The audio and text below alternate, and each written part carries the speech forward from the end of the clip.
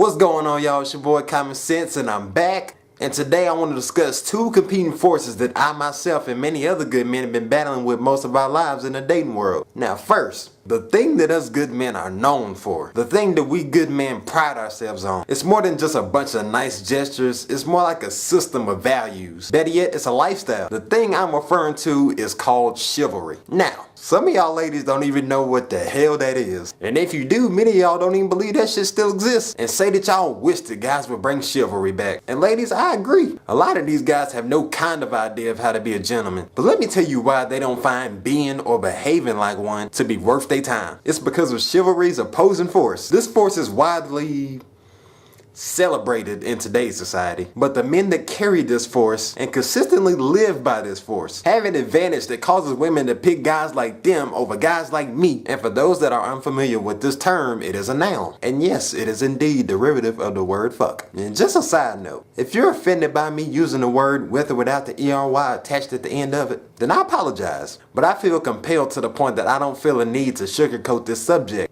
because of its relevance and importance. So you'll be alright. Anyways, back to fuckery. What is it exactly?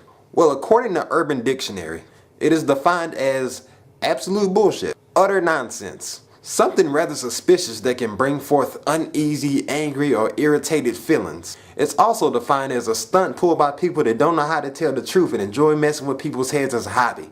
But yes, chivalry versus fuckery. That is the topic of discussion today. The reason being is because from my experience and a lot of other good men have noticed that a lot of females are attracted to fuckery. And I mean they are like die-hard fans. It's like they literally live to get fucked over by guys. It don't matter what the guy does either. Them females just keep on running back, expecting something different, knowing damn well he just gonna treat you the same way he been treating you. I mean, think about it, ladies. Why would he change his ways when he sees no matter how much he treats you like shit, you still gonna come running back? Why would he change when the shit he does and who he is has him out here catching bodies left and right? That's like a damn fisherman changing out his bait just so the next fish don't feel bad about getting caught by the same bait that caught that last nigga. Hell no, cause he trying to eat. Same as that fuckboy, except he trying to beat. A lot of these fools don't even know how to politely approach a woman anymore. Like real talk, I don't know what got these guys so gassed up that they don't care what the fuck come out their mouth when they speaking to a woman. I have literally seen guys go up to females and be like, yo, you a bad bitch. You sexy as fuck, girl. Damn, girl, you thick. You should come fuck with me sometime. Like, who in the hell is co-signing this shit? How and why is talking to a woman like that even able to fly? And that ain't even the worst part about it. The worst part is that I see many of you females actually respond to that shit. All on social media talking about some, I think I found bae. No, your ass is just cray. Now what I'm seeing the most from my experience and other good men is that when you try to pursue females the chivalrous way, they take it as a man being soft or lame. Like we just somebody to be taken advantage of. They look at us like we ain't even worth their time even though we just showing them we got good intentions. I mean, what y'all want from us instead of us coming up to you and saying, excuse me, miss, my name is so-and-so. How you doing today, gorgeous? Should we say, hey girl, bring that ass here. Judging by what I've seen, I'd probably pull a female with that second approach. But nah, I ain't built like that. Before I get any criticism, I am aware that not all men have that power. It depends because most women accept fuckery mainly from guys that they find physically attractive. I mean, think about it, ladies. I'm sure some, if not most of y'all, have dated a guy, maybe even a couple of guys, that brought unlimited fuckery to your life and you deal with it just because you find them attractive.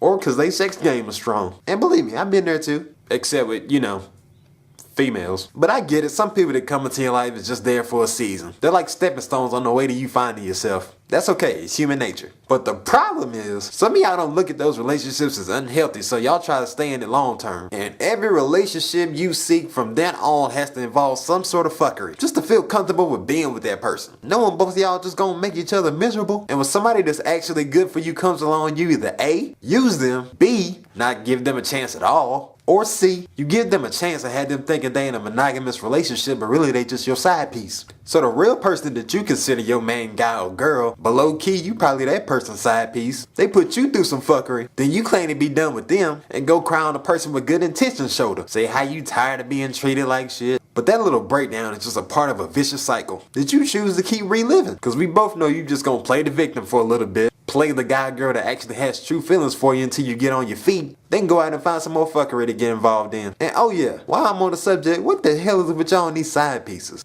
Like for real, is one person not enough? I mean, if you actually say you committed to that person, why ain't just them enough? Now, I'm not saying I'm perfect, but I can honestly say I ain't never cheated on nobody. I mean, I just can't. Like, how can you tell somebody you love them then turn around and be with somebody else behind their back? Don't get me wrong, we all humans, we all make mistakes. But let's call that for what it is. That's some straight up fuckery right there. If you in a committed relationship, but you feel an urge to sleep with or be with somebody else to the point that you will possibly, selfishly, risk hurting that person that you say you committed to, then be man or woman enough to break it off with that person before you do that. And stop wasting their damn time. Trying to have your cake and eat it too. Sit your greedy ass down and remember why you fell in love with your significant other in the first place. But back to chivalry. A lot of us that live by it sometimes question whether or not females still recognize it. And whether or not certain females are even worth being chivalrous to. Cause it's like they literally don't care. Cause at the end of the day, we ain't giving them what they crave, which is fuckery. So all the ladies out there, I urge you, please do some soul searching. And take a real good look at the people in your life that you could possibly be in a relationship with. And think,